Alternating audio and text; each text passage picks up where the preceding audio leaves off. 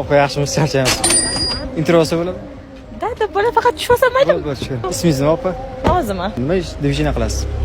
Blogerlik shu qator. Qachondan beri bloggerlik qilasiz? 6 oy, yarim yil bo'ladi. Ishingiz davomida neobычный hodisa. Namanganda shunaqa holat bo'lgan, что mani obrazimni ko'pchilik biladi, asosan kalta kiyimlarda o'bida chiqaman.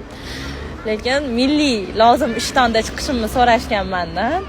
U menga juda ham bir xuddi og'ir naqa bo'lgan, потому что men chiqmaganman o'sha vaqtgacha. Yangilik bo'lgan. Yangilik bo'lgan. Ha, endi 1,5 ming beraman, shu bitta shu kiyimni kiyib chiqib bersangiz deb bitta video uchun, просто tushib berishim uchun shunaqa taklif qilishgan. Yo'q deb turib olganimda, Tushib bergansiz. Shu turmushga chiqish yoshi necha qizlarda? Meni fikrim bo'yicha 22 yosh normal. Mo'za olgan ekansiz, necha pulga tushgan? 15,5 ga tushgan menga. Buni tuning qilibsiz, necha pul ketdi tuningga? Kibr deyishadi. Aytaveryapti, bizlar deysanmi? Mashina 4,000. 4,000. 4,000. 4,000 deb indamay aytib qo'yapti.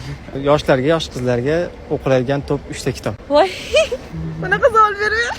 Yo, men bilmayman. Psixologiya o'qiylar bo'ldi, boshqa bilmayman. Men kitob o'qimayman, ochiq gap. Videoga like bosib qo'yinglar. Va realniy intervyuga obuna bo'lib